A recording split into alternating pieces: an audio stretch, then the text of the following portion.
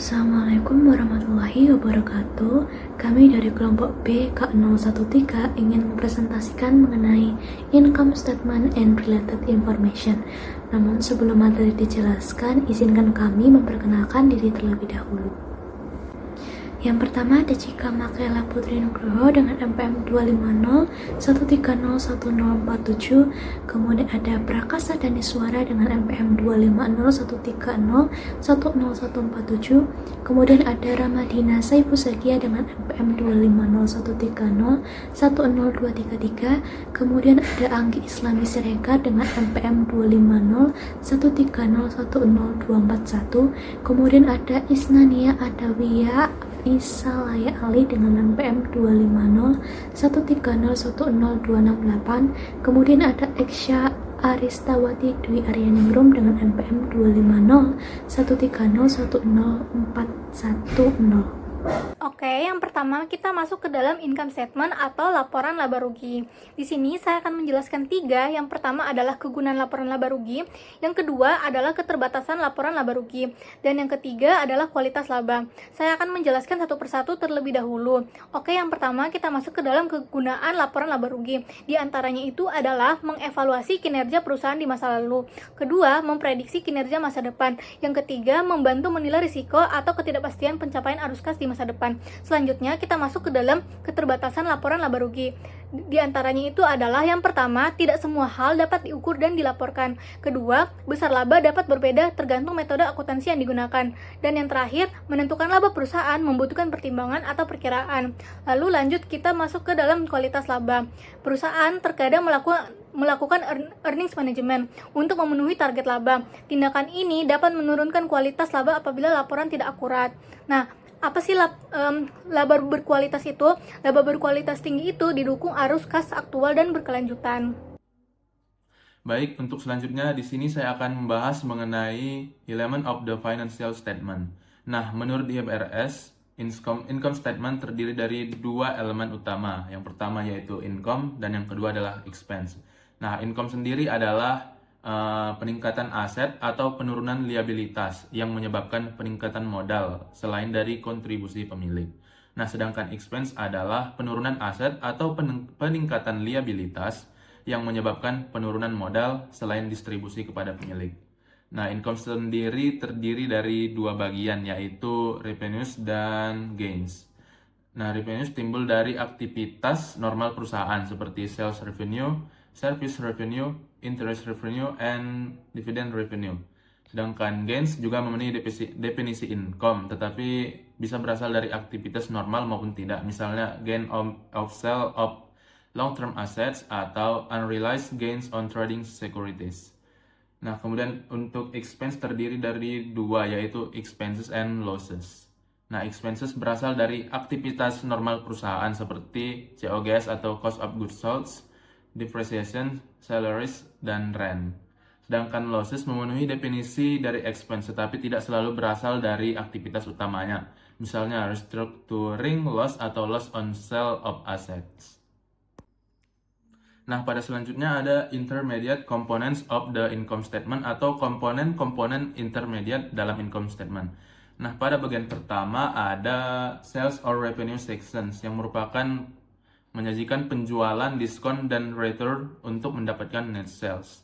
Kemudian yang kedua ada COGS atau cost of goods sold yang menunjukkan biaya barang yang dijual. Nah, selisih antara net sales dan cost of goods sold akan menghasilkan gross profit.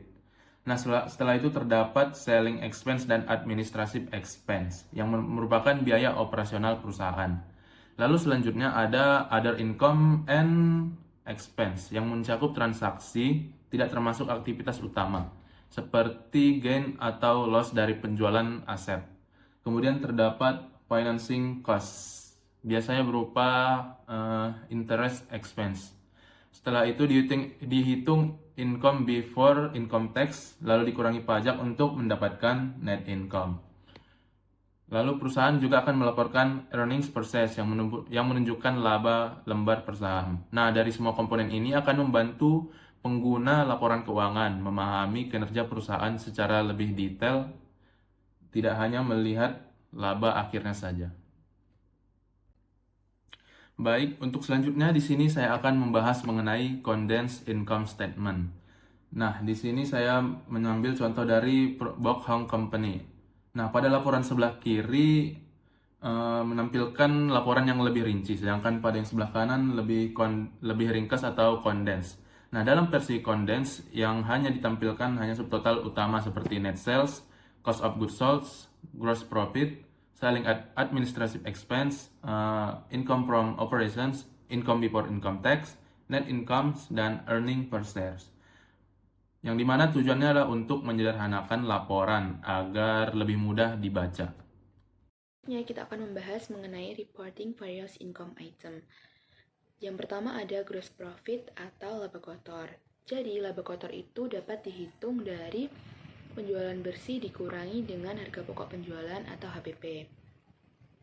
Perusahaan ini memisahkan pendapatan dari penjualan utama dengan pendapatan lain-lain yang sifatnya tidak biasa.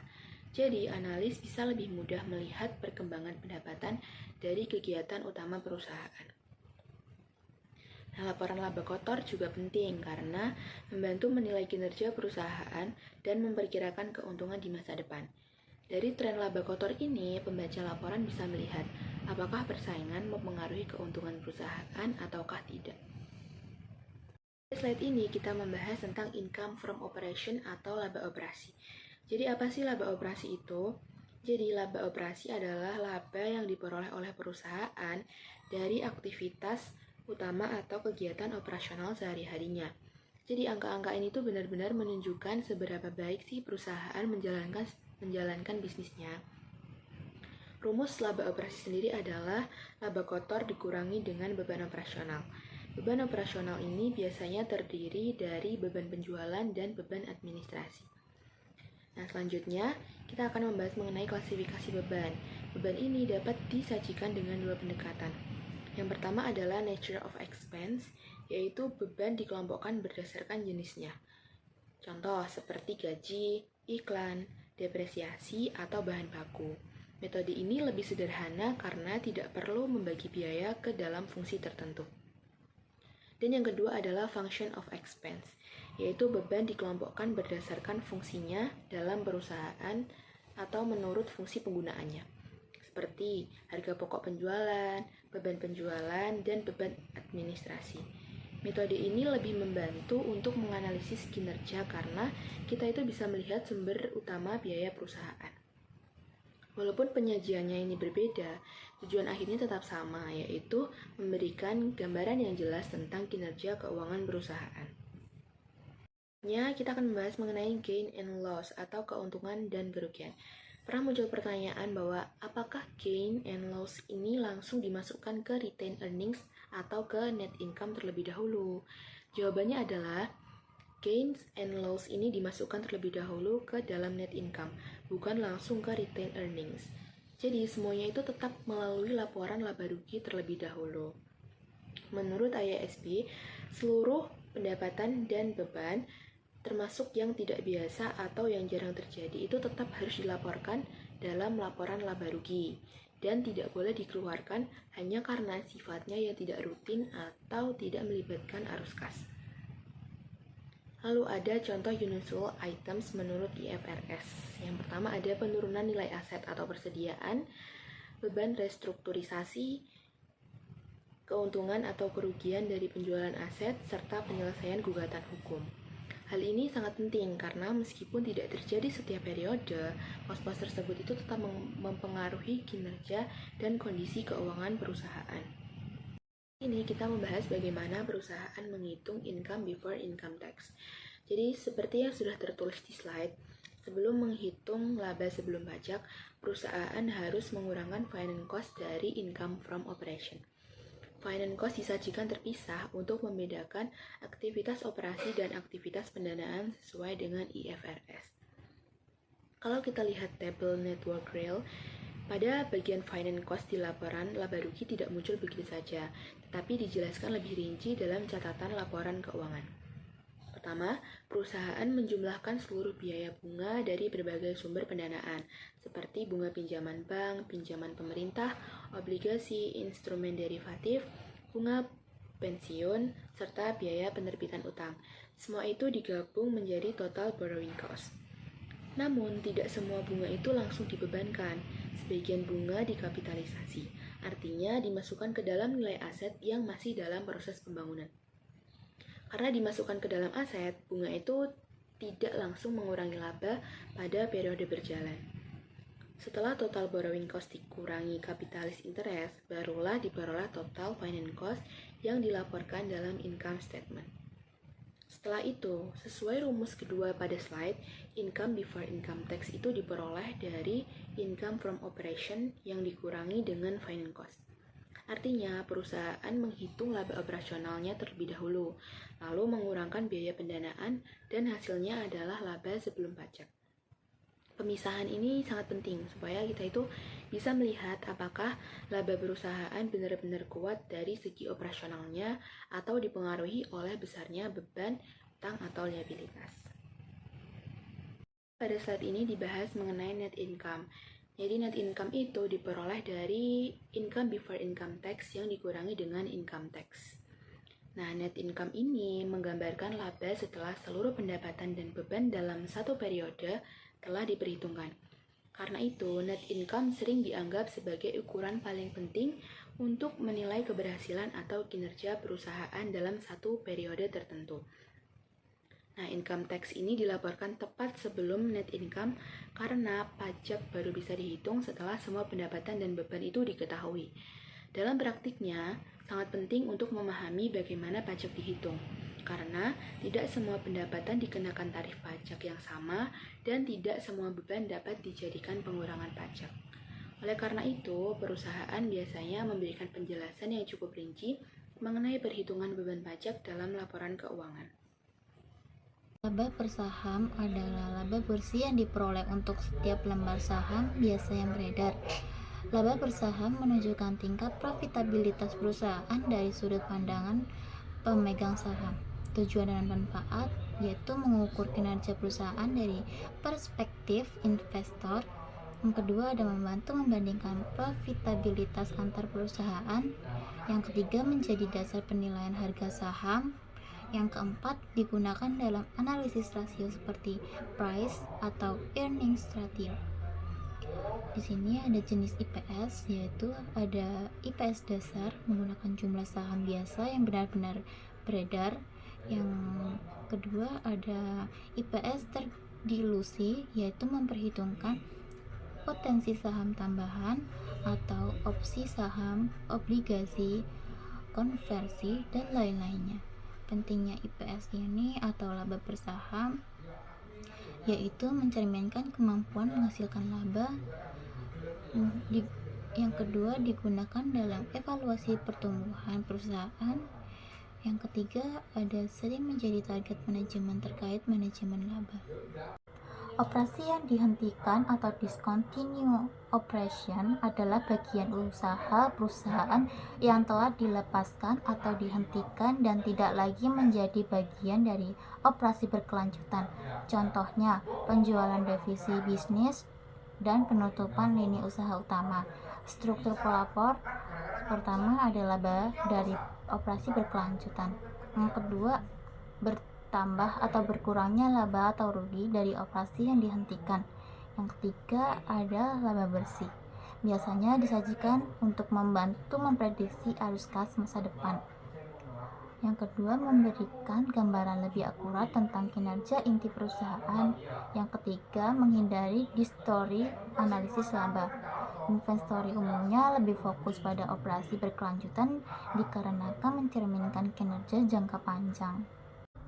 Alokasi untuk kepentingan non-pengendali adalah bagian laba bersih anak perusahaan yang menjadi hak pemegang saham minoritas yang tidak memiliki kendali atas perusahaan. Konsep dasarnya, jika induk memiliki 80% saham anak, 80% laba itu memiliki pemegang saham induk, 20%-nya untuk memiliki kepentingan non-pengendali. Pelaporan dalam laporan laba rugi konsolidasi, yang pertama laba bersih konsolidasi, yang kedua dialokasikan menjadi laba untuk pemilik entitas induk, dan terakhir laba untuk kepentingan non pengendali. Tujuan pemisahan ini menunjukkan hak ekonomi yang sebenarnya, memberikan transparansi kepemilikan laba, membantu investor memahami struktur kepemilikan perusahaan. Bagian ini membahas bahwa laba per saham atau EPS menunjukkan laba bersih per lembar saham dan penting bagi investor untuk menilai kinerja perusahaan. Operasi yang dihentikan dilaporkan terpisah agar kinerja utama perusahaan terlihat jelas. Kepentingan non-pengendali adalah bagian laba anak perusahaan untuk pemegang saham minoritas. Sedangkan perubahan akuntansi dan koreksi adalah kesalahan dilakukan sesuai aturan agar laporan keuangan tetap konsisten dan andal. Perubahan dalam prinsip akuntansi. Perubahan dalam akuntansi sering terjadi dalam praktek karena peristiwa atau kondisi penting mungkin diperdebatkan atau tidak pasti ada tanggal laporan. Perusahaan dapat mengubah prinsip, tetapi mereka harus menunjukkan bahwa prinsip yang baru diadopsi ini lebih baik daripada prinsip yang lama.